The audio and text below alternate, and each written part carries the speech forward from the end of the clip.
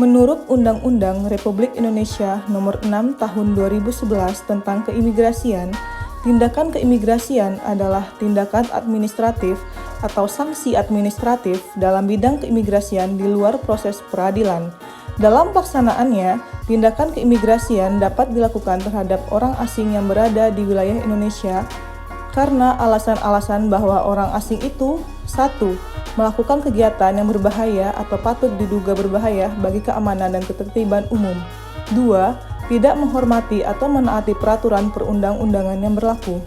Dalam hal ini, tindakan administratif keimigrasian yang sebagaimana telah diatur di dalam Undang-Undang Nomor 6 Tahun 2011 Pasal 75 Ayat 2 dapat berupa di antaranya, yaitu 1. Pencantuman dalam daftar pencegahan atau penangkalan. 2. Pembatasan, perubahan, atau pembatalan izin tinggal. 3. Larangan untuk berada di satu atau beberapa tempat tertentu di wilayah Indonesia. 4. Keharusan untuk bertempat tinggal di suatu tempat tertentu di wilayah Indonesia. 5. Pengenaan biaya beban dan atau 6. Deportasi dari wilayah Indonesia.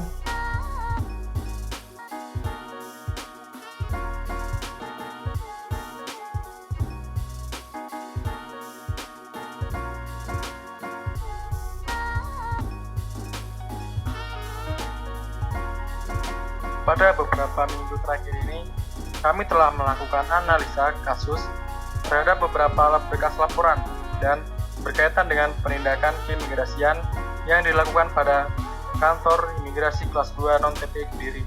Yang pertama adalah cekal.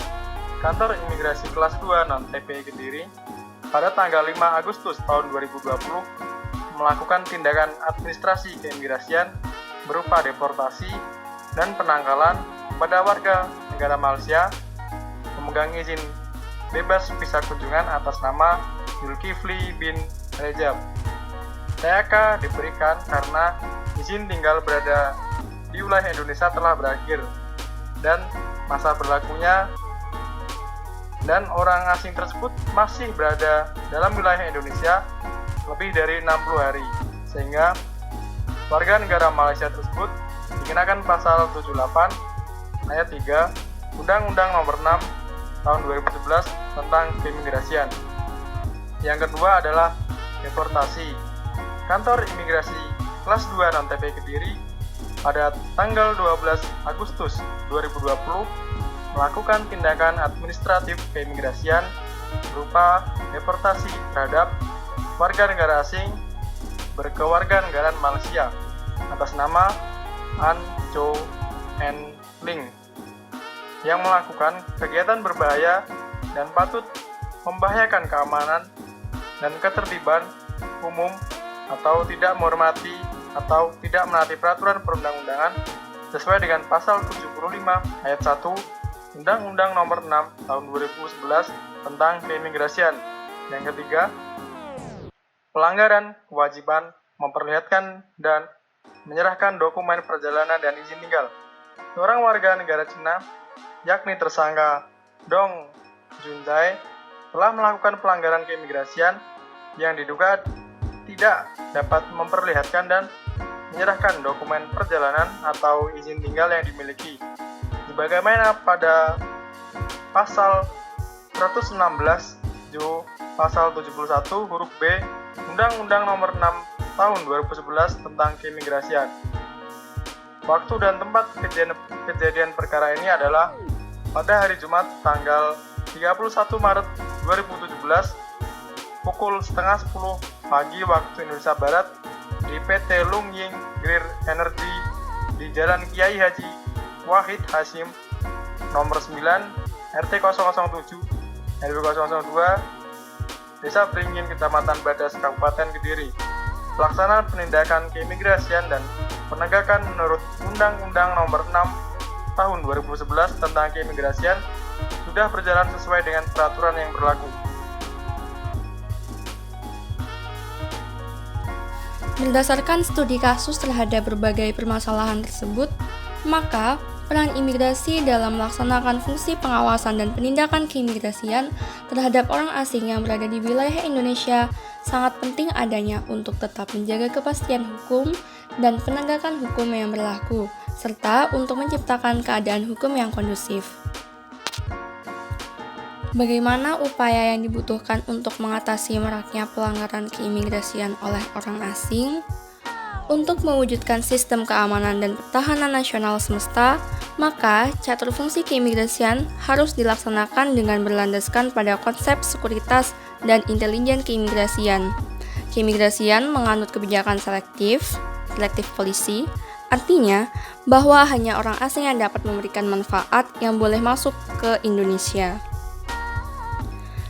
Dampak dan penanggulangan ancaman juga harus dapat diidentifikasi dengan baik oleh setiap petugas imigrasi, khususnya pihak intelijen imigrasi, sehingga dapat dipetakan atau diprediksi dampak yang timbul baik taktis maupun strategis hingga jangka waktu tertentu, sehingga dapat diterapkan atau diambil tindakan dengan sistem atau formula tertentu terhadap penanggulangan ancaman tersebut.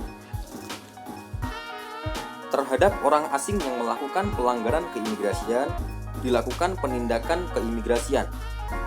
Sebagai tindak lanjut dari pengawasan orang asing, dilakukan tindakan jika terdapat penyimpangan atau pelanggaran yang dilakukan oleh orang asing, baik yang menyangkut izin keberadaannya maupun kegiatannya selama berada di wilayah Indonesia. Tindakan keimigrasian yang dapat dikenakan terhadap orang asing adalah sebagai berikut. A. Penolakan pemberian visa yang dilakukan pada perwakilan Republik Indonesia di luar negeri atau di tempat lain yang ditentukan oleh pemerintah Republik Indonesia. B. Penolakan izin masuk ke wilayah Indonesia. Meskipun yang bersangkutan telah memiliki visa untuk masuk ke wilayah Indonesia, visa belum menjamin bahwa yang bersangkutan secara otomatis mendapatkan izin masuk. C. Merubah, membatasi, atau membatalkan izin keimigrasian yang dimilikinya. Dalam hal ini, pejabat imigrasi yang berwenang dapat 1. Merubah izin tinggal tetap menjadi izin tinggal terbatas atau izin tinggal terbatas menjadi izin kunjungan. 2. Membatasi berlakunya izin keimigrasian seperti izin kunjungan yang seharusnya berlaku 3 bulan dibatasi hanya berlaku 2 bulan. 3. Membatalkan izin keimigrasiannya dengan mencabut izin keimigrasiannya sehingga yang bersangkutan tidak mempunyai izin keimigrasian dan harus keluar dari wilayah Indonesia. D. Melarang orang asing berada di suatu tempat tertentu di Indonesia atau mengharuskan orang asing berada di suatu tempat yang ditentukan di wilayah Indonesia. E. Mengusir atau mendeportasi orang asing keluar wilayah Indonesia. F. Menempatkan orang asing di karantina imigrasi dalam hal 1. Berada di wilayah Indonesia tanpa memiliki izin keimigrasian yang sah. 2.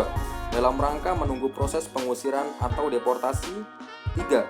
Dalam rangka menunggu keputusan Menteri atas pengajuan keberatan yang dilakukannya terhadap tindakan keimigrasian yang dikenakan terhadapnya.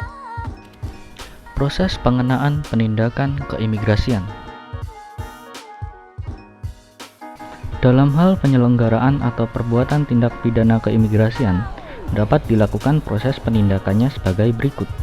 Setiap pelanggaran berupa tindak pidana keimigrasian dapat diajukan ke pengadilan melalui proses hukum acara pidana berdasarkan Undang-Undang Nomor 8 Tahun 1981 tentang Hukum Acara Pidana, di mana pejabat imigrasi dapat bertindak sebagai penyidik pegawai negeri sipil yang seterusnya melalui penyidik polisi diteruskan ke Kejaksaan Negeri dan pengadilan negeri untuk diputuskan.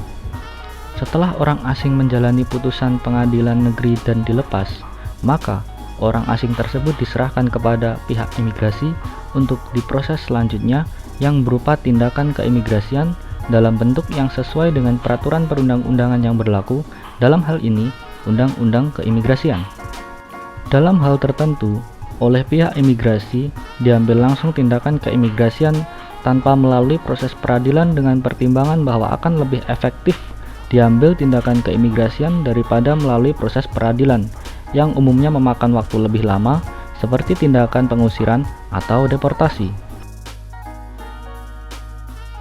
Mengacu pada pembahasan sebelumnya, maka rekomendasi kebijakan yang disarankan adalah pihak imigrasi membuat perjanjian kerjasama dengan Kementerian Dalam Negeri terkait dengan data kependudukan, yaitu Disdukcapil, untuk bisa diakses dengan mengintegrasikan data kependudukan ke dalam SIMKIM, sebagai bentuk verifikasi identitas pemohon. Hal ini juga dapat menghindari terjadinya kasus perdagangan orang maupun penyelundupan manusia.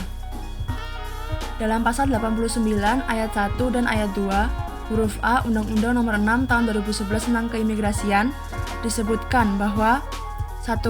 Menteri atau pejabat imigrasi yang ditunjuk melakukan upaya preventif dan represif dalam rangka mencegah terjadinya tindak pidana perdagangan orang dan penyelundupan manusia. Yang kedua, upaya preventif sebagaimana dimaksud dalam ayat 1 dilakukan dengan A. Pertukaran informasi dengan negara lain dan instansi terkait di dalam negeri, meliputi modus operandi, pengawasan dan pengamanan dokumen perjalanan, serta legitimasi dan validitas dokumen. Begitu pula dengan pasal 7 ayat 2 yang berbunyi, sistem informasi manajemen keimigrasian dapat diakses oleh instansi dan atau lembaga pemerintahan terkait sesuai dengan tugas dan fungsinya.